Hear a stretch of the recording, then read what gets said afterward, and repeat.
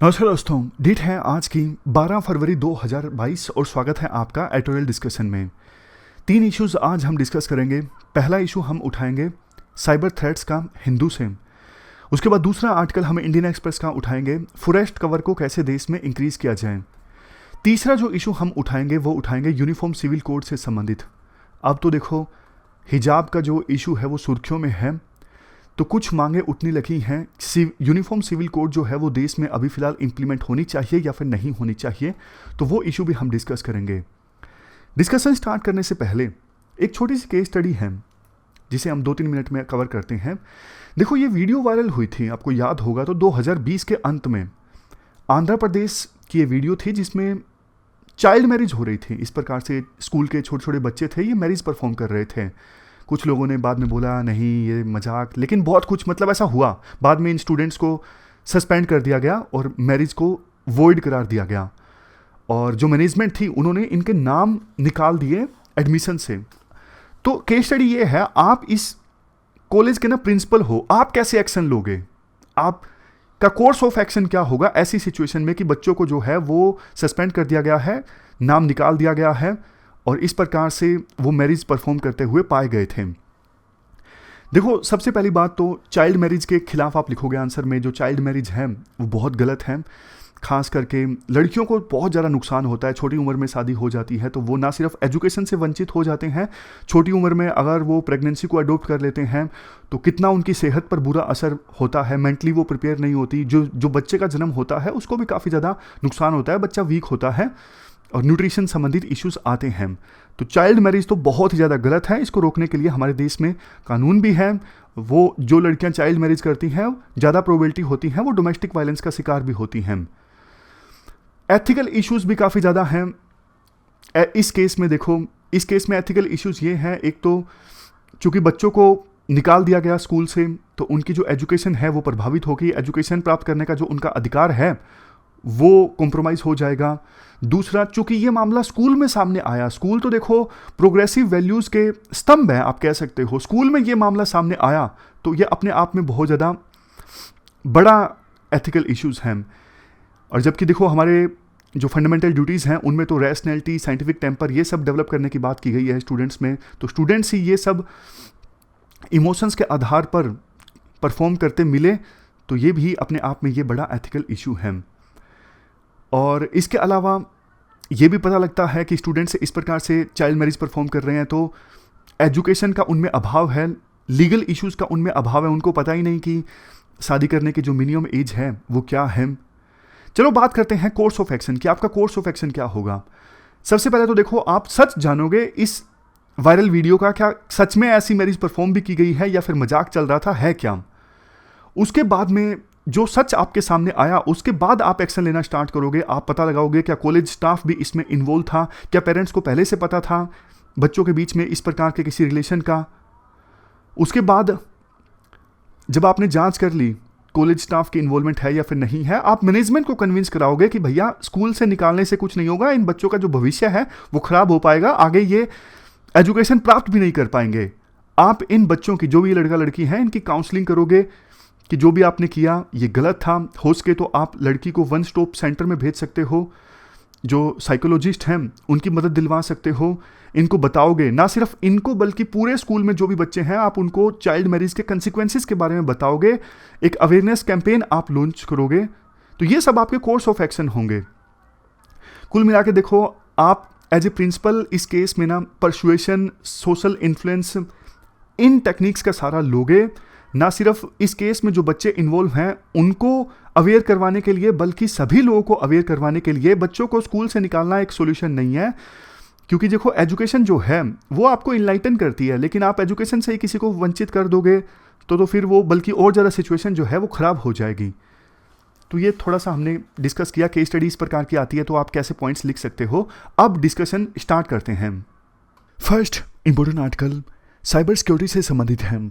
आप GS paper 3 के इस टॉपिक से आर्टिकल को रिलेट कर सकते हो। देखो, वैसे तो साइबर अटैक्स जो हैं वो रिलेटिवली एक नया फेनोमेनन है, लेकिन आज के समय में साइबर अटैक्स से जो खतरा है ना उतना ही है जितना कि आतंकवाद यानी टेररिज्म से खतरा है। साइबर अटैक्स के बारे में वर्ल्ड जागरूक हुआ सबसे पहले 2010 में। 2010 में स्टैक्सनेट एक वायरस है। इस वायरस ने इन्फेक्ट किया था ईरान में बहुत सारे कंप्यूटर सिस्टम्स को। कहा जाता है कि ईरान और यूएसए के जो हैकर्स हैं ना, उन्होंने ईरान के वो कंप्यूटर्स जो ईरान के न्यूक्लियर प्रोग्राम में यूज हो रहे थे, उन पर इस वायरस की सहायता से अटैक किया, स्टैक्सनेट वायरस। मकसद ये था ईरान का जो न्यूक्लियर प्रोग्राम चल रहा है ना, या तो उसे डिस्ट्रॉय करना या फिर उसे डिले करना। उसके बाद 2012 में सऊदी अरेबिया की एक नेशनल ऑयल कंपनी है अरामाको ऑयल कंपनी के बहुत सारे कंप्यूटर्स पर अटैक हुआ था और कहा जाता है कि 30,000 कंप्यूटर्स में से जो डेटा है वो गायब हो गया था। ये जो अटैक है वो ईरान ने करवाया था। उसी प्रकार से ईरान पर यह भी आरोप लगता है कि कुछ हफ्ते बाद कतर की national gas company RasGas के ऊपर भी अटैक करवाया गया, इस कंपनी की फंक्शनिंग को, ऑपरेशंस को प्रभावित करने के लिए। ये कार्टून है उस समय आया था जब न्यूक्लियर प्रोग्राम पर अटैक हुआ था ईरान के। जब देखो 2010 के आसपास ये जो बड़े बड़े मेजर साइबर अटैक्स हुए ना, तो उस समय यूएस के डिफेंस सेक्रेटरी लियोन पेनेटा, इन्होंने एक स्टेटमेंट दी थी कि आने वाले समय में हमें साइबर पर्ल हार्बर के लिए तैयार रहना चाहिए। पर्ल हार्बर के बारे में आपने सुना होगा, यूएसए की साइट थी पर्ल हार्बर और यहां पे जापान के द्वारा सेकेंड वर्ल्ड वॉर के दौरान मेजर अटैक कैरी आउट किया गया। ये जो अटैक था ना, बहुत ज़्यादा अनएक्सपेक्टेड था। इस अटैक में यूएसए के ऑलमोस्ट 2500 के आसपास जो मिलिट्री पर्सनल या फिर सिविलियंस थे वो मारे गए। ये बहुत बड़ा मेजर और सिंक्रोनाइज्ड अटैक था यूएसए के ऊपर। तो उसी प्रकार से यूएसए के डिफेंस सेक्रेटरी का ये कहना था, जिस प्रकार से पर्ल हार्बर का अटैक बहुत बड़ा और मेजर अटैक था और यूएसए को भनक भी नहीं लगी कि इस प्रकार से जापान हमारे ऊपर अटैक करने वाला है, उसी प्रकार से यूएसए की जो साइबर एसेट्स हैं उनके ऊपर पर्ल हार्बर जैसा बहुत बड़ा अटैक हो सकता है। हमें उसके लिए पहले से तैयार रहने की आवश्यकता है। बट देखो, राइटर इस सोच से इत्तेफाक नहीं रखते। राइटर के अनुसार यूएसए जहां स्ट्रेटजी बना रहा है कि कल को रशिया या फिर चाइना जैसे देश यूएसए की एसेट्स के ऊपर पर्ल हार्बर जैसा बहुत बड़ा साइबर अटैक कैरी आउट कर सकते हैं, दूसरी तरफ पिछले 10 सालों में साइबर अटैक्स देखो काफी ज्यादा हुए हैं, लेकिन छोटे छोटे स्केल के हुए हैं। यूएसए का फोकस बहुत बड़े साइबर अटैक पर है, जबकि इसी बीच जो छोटे छोटे साइबर अटैक्स हैं ना, उनकी संख्या पिछले 10 सालों में बहुत ज़्यादा बढ़ गई है। जैसे 2021 की बात कीजिए, 2021 में यूएसए में सोलर विंड्स अटैक हुआ। सोलर विंड्स यूएसए की एक आईटी फर्म है और इसके ऊपर अटैक हुआ था। अटैक होने की वजह से यूएसए की सरकार का भी बहुत सारा डेटा जो है वो कॉम्प्रोमाइज़ हो गया था, क्योंकि ये आईटी फर्म यूएसए की होमलैंड सिक्योरिटी से संबंधित जो डिपार्टमेंट है ना, उसे भी अपनी सर्विसेज प्रोवाइड कर रही थी। उसी प्रकार से कॉलोनियल पाइपलाइन अटैक, इसमें क्या हुआ था, ये तो देखो एक रैंसमवेयर अटैक था। रैंसमवेयर अटैक में क्या होता है, जो रैंसमवेयर मालवेयर होता है वो अटैक करता है सिस्टम के ऊपर और फिरौती मांगता है। मतलब मान लीजिए किसी के कंप्यूटर पे रैंसमवेयर मालवेयर ने अटैक किया ना, तो इस प्रकार की स्क्रीन दिखने लगेगी। आप कुछ भी एक्सेस नहीं कर सकोगे, अपना डेटा एक्सेस नहीं कर सकोगे और आपको बोला जाएगा कि आज अगर आप अपना डेटा एक्सेस करना चाहते हो तो पहले आप हमें रैंसम दीजिए, यानी फिरौती दीजिए, तभी आप अपने डेटा को एक्सेस कर सकोगे। आज के समय में ना अगला पॉइंट यही है, आज के समय में हेल्थ सेक्टर में इस प्रकार के रैंसमवेयर अटैक काफ़ी ज़्यादा होने लगे हैं। जैसे हॉस्पिटल है कोई, मान लीजिए गंगाराम हॉस्पिटल है, गंगाराम हॉस्पिटल में जो सिस्टम्स का नेटवर्क है ना, उसके ऊपर इस रैंसमवेयर मालवेयर ने अटैक कर दिया, तो पूरा जो गंगाराम हॉस्पिटल प्रशासन है ना, वो अपने सिस्टम्स को एक्सेस नहीं कर पाएगा। हर सिस्टम पे इस प्रकार की स्क्रीन दिखने लगेगी। अगर आप अपने सिस्टम्स को एक्सेस करना चाहते हो तो फिरौती दीजिए, बिटकॉइन की फॉर्म में या फिर दूसरे क्रिप्टो करेंसीज की फॉर्म में। तो हॉस्पिटल प्रशासन को मजबूरी में देखो या तो रैंसम चुकानी पड़ेगी या फिर उनको पेन नोटबुक वाले मॉडल पे आना पड़ेगा उस समय में। लेकिन देखो, जब वो कुछ भी डेटा एक्सेस नहीं कर पाएंगे तो उनका सारा जो काम है वो ठप हो जाएगा, मरीजों का जो इलाज है वो भी प्रभावित होगा। इस प्रकार के हेल्थ सेक्टर में जो रैंसमवेयर के अटैक्स है ना, आज के समय में काफी ज्यादा होने लगे हैं। नेक्स्ट पॉइंट आता है कॉस्ट ऑफ साइबर अटैक्स। देखो, पूरे वर्ल्ड में आपको पता है तरह तरह के इलीगल ट्रेड्स होते हैं, जैसे ड्रग्स का व्यापार, वुमेन ट्रैफिकिंग, बहुत सारे इलीगल व्यापार होते हैं। उन सबको अगर आप मिला दो ना, उससे भी ज़्यादा नुकसान होता है साइबर अटैक से। 2020 में टोटल साइबर अटैक्स की वजह से कितना नुकसान हुआ? $3 ट्रिलियन से लेकर $4 ट्रिलियन के बीच में। और इससे देखो, सिर्फ प्राइवेट फर्म्स ही प्रभावित नहीं है, मतलब खतरा सिर्फ प्राइवेट फर्म्स को नहीं है, सरकारी फर्म्स को भी है। मेन थ्रेट्स क्या है? मेन थ्रेट्स देखो, जैसे क्रेडेंशियल थ्रेट्स। क्रेडेंशियल थ्रेट मतलब जो हैकर होते हैं वो आपके क्रेडेंशियल यानी यूजर आईडी एंड पासवर्ड चुराने की कोशिश करते हैं। बाद में अगर उनको आपके क्रेडेंशियल्स यानी यूजर आईडी एंड पासवर्ड मिल गया तो फिर वो आपके अकाउंट को एक्सेस करने की कोशिश करते हैं। डेटा ब्रीच, डेटा की चोरी, फिशिंग, आपके पास मेल आती है कई बार मेल अकाउंट्स में कि आप लॉटरी जीत चुके हो, इस लिंक पे क्लिक कीजिए। कभी मत करना, आप तो क्या ही करते होंगे, लेकिन जो लोग ज़्यादा अवेयर नहीं है वो कई बार कर देते हैं। तो इससे उनका जो डेटा है ना वो कॉम्प्रोमाइज़ हो जाता है और हैकर्स उस डेटा का गलत इस्तेमाल कर लेते हैं। नेक्स्ट, रैंसमवेयर अटैक, जिसके बारे में अभी हमने जाना। आईटी आउटेज, कई बार आप ऐसी खबरें पढ़ते हो कि ट्विटर या फिर व्हाट्सएप आधे घंटे के लिए ठप हो गया, वो उसको कहते हैं आउटेज। बहुत बार तो ये देखो आउटेज कंपनी की तरफ से ही होती है, जैसे ट्विटर, व्हाट्सएप ये मेंटेनेंस कर रहे थे, लेकिन बहुत बार ना हैकर्स की वजह से भी ये आउटेज हो जाती है, मतलब इन प्लेटफॉर्म्स की जो सर्विसेज हैं वो प्रभावित हो जाती हैं। रिस्क काफ़ी ज़्यादा इंक्रीज हुआ है आज के समय में हेल्थ केयर सेक्टर में, education, research, communication and government departments में, क्योंकि यहाँ पर ना जैसे बैंक है, बैंक वाले तो आपको उनको पता है अटैक हो सकता है, वो पहले से सजग रहते हैं, लेकिन health care, education sector, research sector, इनका ज़्यादा फोकस नहीं होता साइबर सिक्योरिटी पर, इसलिए ये सॉफ्ट टारगेट्स हैं। और अब तो देखो, आपको पता है कोविड-19 की महामारी के बाद वर्क फ्रॉम होम ज़्यादा हो रहा है, तो फिर अटैक की जो संभावनाएं हैं ना वो भी बढ़ गई हैं। हर 10 सेकंड में एक साइबर अटैक हो रहा है।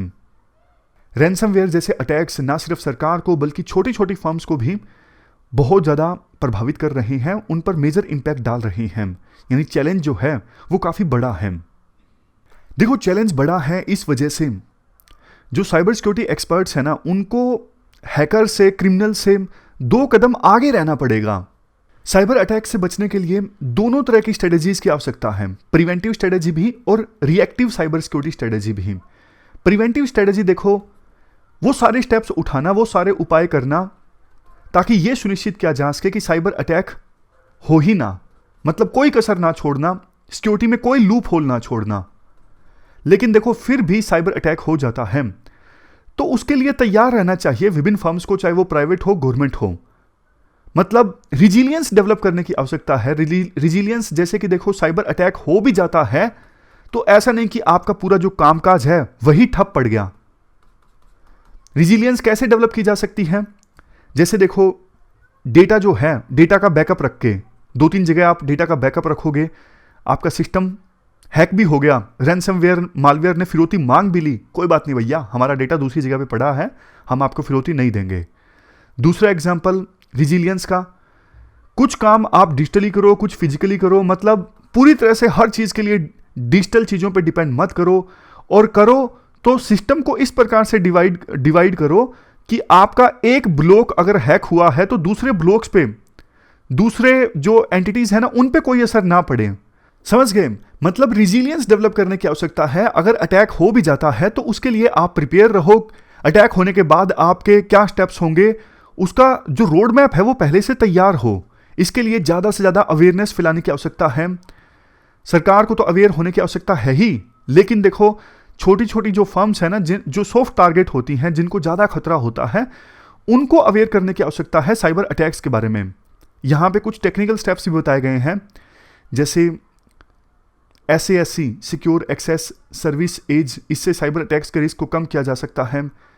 CASB cloud access security broker, SWG security web gateway, इनसे जो वेब बेस्ड थ्रेट्स हैं उनके रिस्क को कम किया जा सकता है। इनको हम डिटेल में नहीं डिस्कस कर रहे हैं क्योंकि अपने आप में ये बड़े बड़े कंसेप्ट्स हैं IT इंडस्ट्री के। फिलहाल आप नाम याद रखिए, आंसर्स में आपको अगर पॉइंट्स लिखने हों। लास्ट में राइटर वे फॉरवर्ड में ये बोलते हैं देखो जो यूएसए की सोच है ना कि बहुत बड़ा पर्ल हार्बर टाइप का साइबर अटैक होगा, वार होगा, देखो नियर फ्यूचर में ये सब पॉसिबल नहीं है। अटैक्स जो पिछले 10 सालों में धीरे धीरे करके छोटे छोटे हुए हैं ना, वैसे अटैक्स को रोकने के लिए आपको प्रयास करने होंगे। छोटी कंपनीज को भी ये समझना होगा, आपके पास ये जो ऑप्शन होता है ना, क्योंकि छोटी कंपनीज का प्रॉफिट भी छोटा होता है, तो देखो वो ज़्यादा इच्छुक नहीं होते साइबर सिक्योरिटी पे इन्वेस्ट करने में, लेकिन एक बार साइबर अटैक हो गया ना तो उनकी बरसों बरस की जो मेहनत है ना वो चली जाती है। तो इसलिए छोटी फर्म्स को यह समझने की आवश्यकता है, आप पूरी तरह से साइबर सिक्योरिटी को मत इग्नोर कीजिए, क्योंकि अगर साइबर अटैक एक बार हो गया तो फिर आपको इसका बड़ा खामियाजा चुकाना पड़ेगा। तो ये पूरा आर्टिकल हमने डिस्कस किया साइबर सिक्योरिटी के बारे में। आर्टिकल को समाप्त करने से पहले एक जो टर्म है ना उसका भी जिक्र है इस आर्टिकल में, zero trust model. Zero trust model में क्या होता है, जो भी स्टेक होल्डर्स होते हैं, मान लीजिए किसी कंपनी में जिन जिन पर्सन्स के पास डेटा की एक्सेस है ना, वो इससे पहले कि डेटा को एक्सेस कर सकें स्ट्रिक्ट वेरिफिकेशन, स्ट्रिक्ट ऑथेंटिकेशन, ताकि कोई भी ऐसा पर्सन जो ऑथराइज्ड नहीं है वो डेटा को किसी भी प्रकार से एक्सेस ना कर पाए, ताकि डेटा के कॉम्प्रोमाइज होने से रोका जा सके। ये है जीरो ट्रस्ट मॉडल। तो ये जो मॉडल है वो भी अपने आप में इसकी लिमिटेशंस हैं, ऐसा राइटर बोल देते हैं, जिक्र आया इसलिए मैंने आपको बता दिया, जीरो ट्रस्ट मॉडल का इसमें मेंशन है। अब चलते हैं अगले आर्टिकल की तरफ। इसके बाद नेक्स्ट आर्टिकल हमारे देश में फॉरेस्ट कवर को इंक्रीज करने से संबंधित है। इंडियन एक्सप्रेस का आर्टिकल है। आप जीएस पेपर 3 के इस टॉपिक से आर्टिकल को रिलेट कर सकते हो। क्या कंटेक्स्ट है, हाल ही में देखो India state of forest report 2021 release हुई, जिसमें यह कहा गया इंडिया में आज के समय में जो टोटल फॉरेस्ट कवर है वो है 80.9 मिलियन हेक्टेयर्स, जो हमारे देश के ज्योग्राफिकल एरिया का 24.62% है।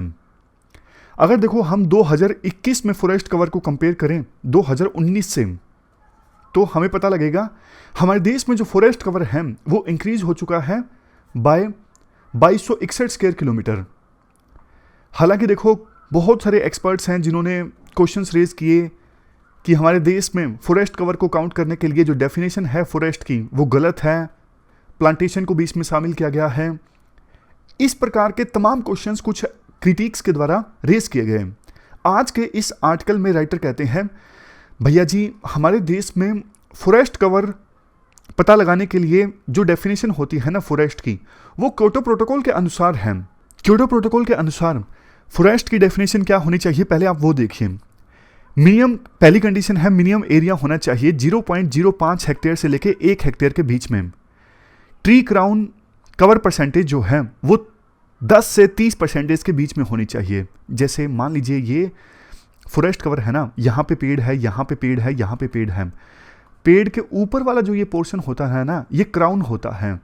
तो ऊपर से देखें तो ये ट्री क्राउन वाला जो एरिया है ना वो 10 से लेके 30% के बीच में होना चाहिए।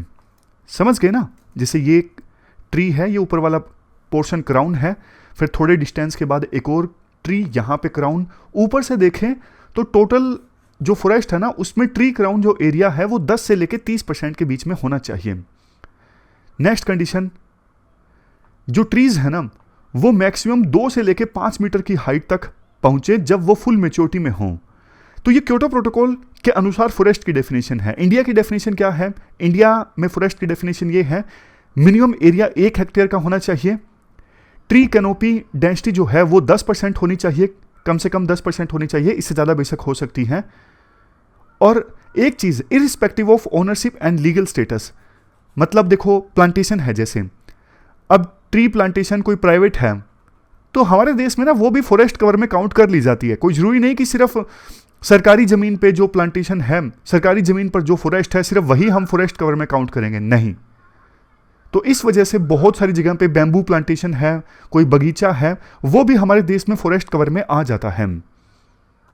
इसके बाद इसके बाद राइटर ये भी बोलते हैं, देखो हमने जो फॉरेस्ट का कवर का पता लगाया है ना वो सैटेलाइट डेटा के आधार पर पता लगाया है और बाद में उसकी लोकल डेटा इन्वेंट्री की सहायता से वेरिफिकेशन भी हुई है।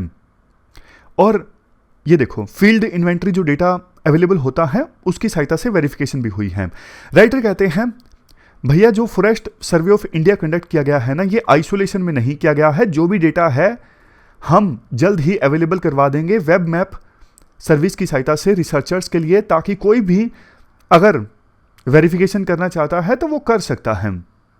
और बात रही प्लांटेशन की कि प्लांटेशन को क्यों ऐड किया गया है, प्लांटेशन की अपनी काफ़ी ज़्यादा इंपॉर्टेंस है। बेशक ये बात सच है कि हम नेचुरल फॉरेस्ट को कंपेयर नहीं कर सकते प्लांटेशन से, लेकिन प्लांटेशंस का एक बड़ा रोल होता है इकोसिस्टम को सहेज में रखने में।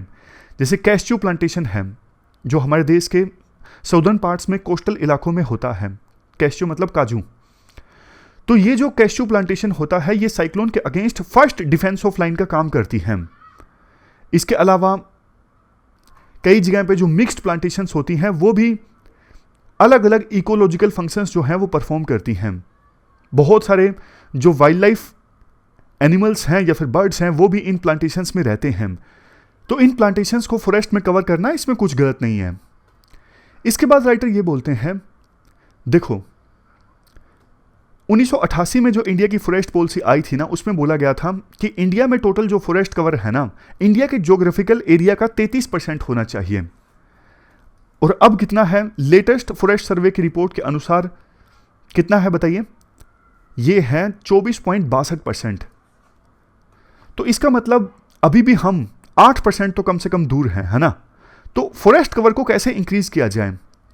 सबसे पहला पॉइंट आता है लैंड डिग्रेडेशन न्यूट्रलिटी का। प्रधानमंत्री मोदी ने इसके बारे में बोला था जून 2021 में, जो यूएन की high level dialogue on desertification, land degradation and drought, ये डायलॉग जब ऑर्गेनाइज हुआ था उस समय प्रधानमंत्री मोदी ने लैंड डिग्रेडेशन न्यूट्रलिटी के कंसेप्ट को मेंशन किया था अपनी स्पीच में। उन्होंने ये कहा था 2030 से पहले हम 26 million hectare of degraded land को रिस्टोर कर लेंगे। एक क्वेश्चन मैं आपसे पूछता हूं, लैंड डिग्रेडेशन न्यूट्रलिटी कंसेप्ट क्या है? इसका सिंपल मतलब देखो ये है, जो लैंड डिग्रेड हो रहा है ना, सबसे पहले तो उसे स्टेबल करना, मतलब ये सुनिश्चित करना कि और ज़्यादा जो लैंड है वो डिग्रेड ना हो। लैंड डिग्रेडेशन मतलब लैंड की ऐसी सिचुएशन आ जाती है उस पर कोई ढंग से उगता नहीं है, खराब हो जाता है वो लैंड। तो लैंड जैसे डेजर्टिफिकेशन हो गया, मतलब मिट्टी मिट्टी हो गई, जो मरुस्थल में जो लैंड होता है वैसा लैंड हो गया, वहाँ पे फिर कुछ भी उगना मुश्किल है। तो और ज़्यादा फर्दर लैंड को डिग्रेड होने से रोकना, इसके साथ साथ जो लैंड ऑलरेडी डिग्रेड हो चुका है उसको रिस्टोर करने का प्रयास करना, ये कंसेप्ट होता है लैंड डिग्रेडेशन न्यूट्रलिटी का। तो देखो अगर इंडिया इस तरफ प्रयास करता है ना, जो लैंड ऑलरेडी डिग्रेड हो चुका है, खराब हो चुका है, उसे रिस्टोर करता है, तो फिर उस पर हम फॉरेस्ट उगा सकते हैं, मतलब ट्रीज प्लांट कर सकते हैं। इसके कई सारे फायदे होंगे। फॉरेस्ट कवर तो इंक्रीज होगा ही, बल्कि पेरिस क्लाइमेट चेंज एग्रीमेंट में जो हमने कमिटमेंट की है ना, एडिशनल 2.5 से लेकर 3 बिलियन टन का कार्बन सिंक जनरेट करने का, वो कमिटमेंट भी हम पूरा कर सकेंगे। इसके बाद राइटर पॉइंट देते हैं और इंडिया कैसे अपने फॉरेस्ट कवर को इंक्रीज कर सकता है। देखो इंडिया ना दो चीजों को साथ साथ लेके चलता है, वाइल्ड लाइफ कंजर्वेशन और फॉरेस्ट कंजर्वेशन। जैसे प्रोजेक्ट टाइगर ये स्टार्ट हुआ था 1973 में। शुरू में 9 टाइगर रिजर्व्स हैं, लेकिन आज के समय में टाइगर रिजर्व्स की संख्या कितनी है? 51।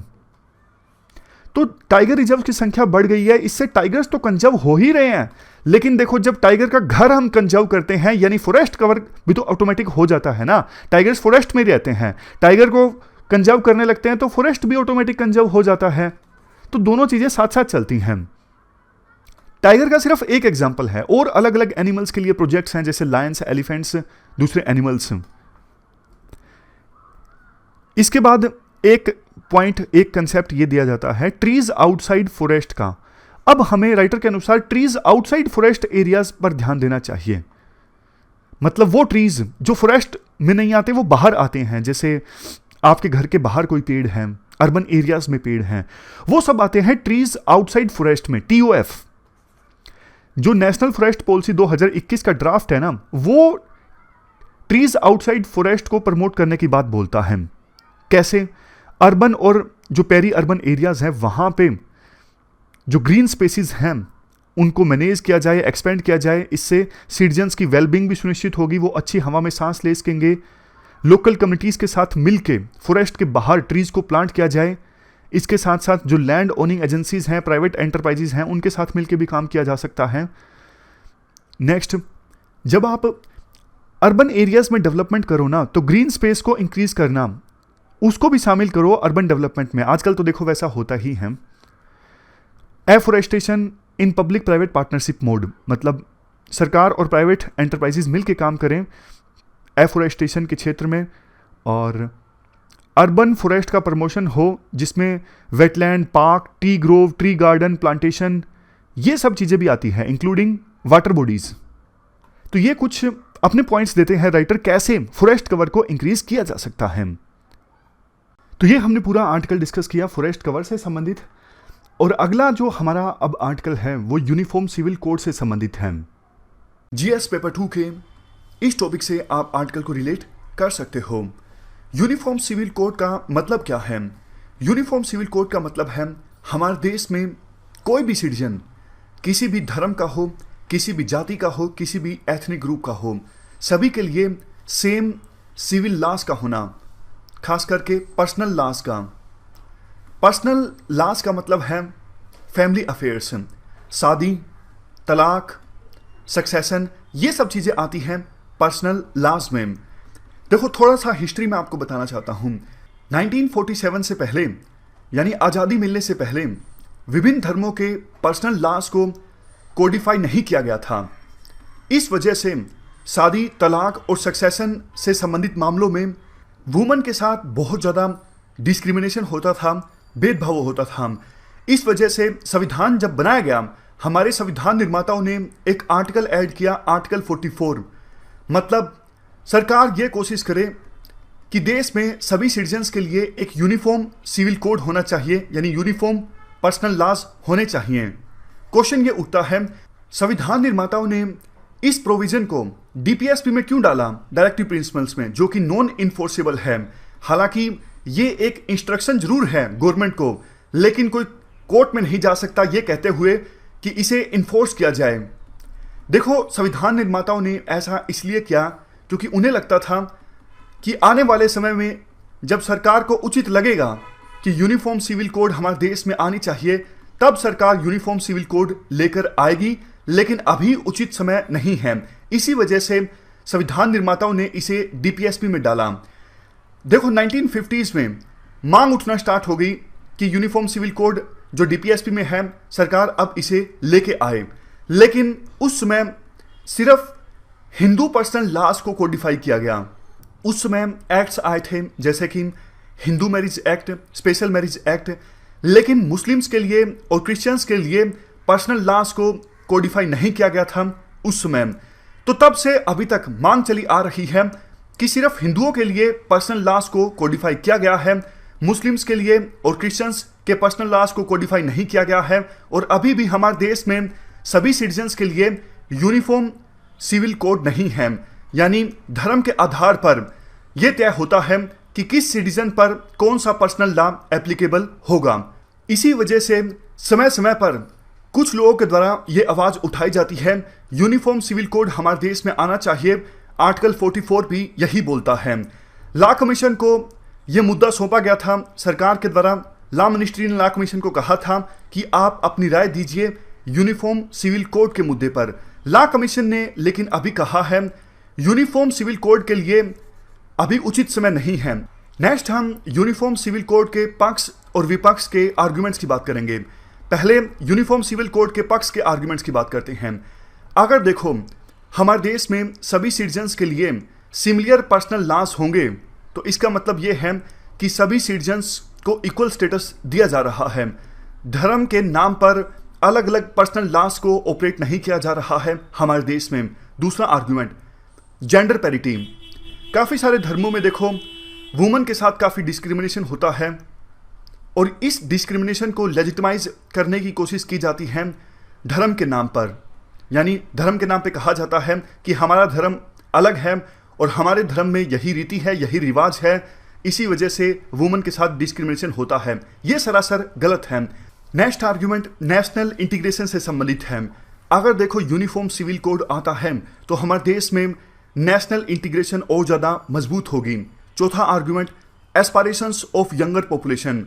हमारे देश में देखो अब मेजॉरिटी ऑफ पॉपुलेशन जो है वो यंग है। यंग पॉपुलेशन इक्वालिटी चाहती है। यंग पॉपुलेशन किसी भी प्रकार का डिस्क्रिमिनेशन बर्दाश्त नहीं कर सकती। उनकी एस्पायरेशंस ये हैं कि धर्म के नाम पर, रीति रिवाजों के नाम पर कोई भी भेदभाव नहीं होना चाहिए। अगर यूनिफॉर्म सिविल कोड आता है तो यंग पॉपुलेशन की एस्पायरेशंस को सेटिस्फाई किया जा सकता है। और सबसे लास्ट में bypass the contentious issue of reform of existing personal laws. अभी देखो बहुत सारे धर्मों में ऐसी प्रैक्टिसेस प्रीच की जाती हैं जो कि ह्यूमन राइट्स का उल्लंघन है या फिर भेदभाव वाली हैं, इक्वालिटी के अगेंस्ट हैं। अब सीधा सीधा सुप्रीम कोर्ट इंटरफेयर करे किसी एक स्पेसिफिक धर्म में तो आवाज उठने लगती है कि आप सिर्फ हमारे धर्म के अंदर इंटरफेयर क्यों कर रहे हो। हमारे पास आर्टिकल 25 है, हम हमारे धर्म को अपने हिसाब से मैनेज कर सकते हैं, लेकिन सभी धर्मों के लिए यूनिफॉर्म सिविल कोड आएगा तो इस प्रकार की जो पुरानी प्रैक्टिसेस हैं वो अपने आप खत्म हो जाएंगी। तो पांचवा आर्गुमेंट कहने का मतलब ये है कि पर्सनल लॉज में रिफॉर्म्स लाने की जो प्रक्रिया है उसको बाईपास किया जा सकता है यूनिफॉर्म सिविल कोड की सहायता से। अब हम यूनिफॉर्म सिविल कोड के खिलाफ जो आर्गुमेंट्स दिए जा सकते हैं उनकी बात करते हैं। सबसे पहला आर्गुमेंट है practical difficulties due to diversity in India. India में देखो बहुत सारे धर्म हैं, बहुत सारी जातियां हैं, बहुत सारे एथनिक ग्रुप्स हैं, तो कैसे एक पर्सनल लॉज सरकार लेके आएगी। सरकार के लिए ये बहुत ही मुश्किल काम होगा कि इतनी सारी डाइवर्सिटी के साथ सिमिलर पर्सनल लॉज को फॉर्मुलेट करना सभी सिटीजन्स के लिए। ये पहला आर्गुमेंट है। दूसरा आर्गुमेंट परसेप्शन देखो ये जाती है जब भी यूनिफॉर्म सिविल कोड इंप्लीमेंट करने की बात आती है, परसेप्शन ये जाती है कि जो मेजोरिटेरियन कम्युनिटी के पर्सनल लॉज हैं उनको थोप ना दिया जाए माइनॉरिटी कम्युनिटी के पर्सनल लॉज पर। तीसरा argument interference of state in personal matters. अगर देखो हमारे देश में यूनिफॉर्म सिविल कोड आता है इसका मतलब स्टेट जो है विभिन्न धर्मों के पर्सनल मैटर्स में इंटरफेरेंस यानी दखलंदाजी कर रहा है जो कि संवैधानिक वैल्यूज के अगेंस्ट है। नेक्स्ट आर्गुमेंट है sensitive and tough task. Uniform civil code का जो मसला है बहुत ज़्यादा सेंसिटिव है। ऐसा ना हो कि यूनिफॉर्म सिविल कोड के चक्कर में कुछ जो माइनॉरिटी कम्युनिटीज़ हैं बहुत ज़्यादा एलियनेट हो जाएं और समाज की जो स्टेबिलिटी है वो स्पॉइल हो जाए। सबसे लास्ट में आर्गुमेंट दिया जा सकता है देखो यूनिफॉर्म सिविल कोड हालांकि डीपीएसपी में है और सरकार की जिम्मेदारी है यूनिफॉर्म सिविल कोड को लेकर आना, लेकिन अभी फिलहाल ये उचित समय नहीं है। अभी सरकार को हर एक धर्म पर अलग अलग फोकस करना चाहिए और किसी धर्म में अगर कोई ऐसी प्रैक्टिस प्रीच की जाती है जो कि इक्वालिटी के अगेंस्ट है, वुमेन के साथ डिस्क्रिमिनेशन को प्रमोट किया जाता है, तो ऐसी प्रैक्टिसेस को हटाने पर सरकार फोकस करे। ऐसा नहीं कि सबके लिए सिमिलर प्रैक्टिस हो। बेशक देखो हर एक धर्म के लिए अलग पर्सनल लॉज हों, लेकिन इक्वालिटी होनी चाहिए, डिस्क्रिमिनेशन नहीं होना चाहिए, फंडामेंटल राइट्स का उल्लंघन नहीं होना चाहिए। और सरकार ऐसा कर भी रही है। सरकार में देखो जुडिशरी भी आती है। जुडिशरी अब जुडिशरी ने अभी ट्रिपल तलाक के इशू पर वर्डिक्ट दिया, तो ये एक प्रकार से कोशिश है मुस्लिम महिलाओं के साथ जो डिस्क्रिमिनेशन होता है, उनके फंडामेंटल राइट्स का वायलेशन होता है, उसे खत्म करने की। इवन पोलीगैमी, बहुविवाह, वो भी केस जो है अब सुप्रीम कोर्ट के पास पेंडिंग है, उस पर भी जल्द ही फैसला आ सकता है। उसी प्रकार से देखो हिंदू धर्म में भी कुछ गलत होता है तो उन मसलों पर सुप्रीम कोर्ट या फिर सरकार रिफॉर्म्स लेकर आए। यूनिवर्सल प्रिंसिपल्स अप्लाई करे सरकार सभी धर्मों में, इक्वालिटी, ह्यूमन राइट्स, ये जो प्रिंसिपल्स हैं वो सभी धर्मों के पर्सनल लॉज में एप्लीकेबल होने चाहिए। अगर ऐसा होता है तो धीरे धीरे अपने आप एक ऐसी स्टेज आ जाएगी जब यूनिफॉर्म सिविल कोड को आसानी से इंप्लीमेंट किया जा सकेगा। लेकिन देखो इसके साथ साथ विभिन्न धर्मों की कम्युनिटीज को काम करना होगा, एक संवेदनशीलता भी फैलानी होगी ताकि अपने आप से ही विभिन्न कम्युनिटीज कदम उठाएं और कम्युनिटी के अंदर वुमेन के साथ कुछ अगर गलत डिस्क्रिमिनेशन होता है या फिर जेंडर इक्वालिटी के अगेंस्ट जाके कोई काम होता है तो उसे धर्म के नाम पर लेजिटिमाइज ना किया जाए, ऐसी प्रैक्टिसेस को खत्म किया जाए कम्युनिटीज के द्वारा अपने आप से। तो ये थी हमारी आज की डिस्कशन। फिलहाल इस डिस्कशन में इतना ही है। Thank you very much for discussion.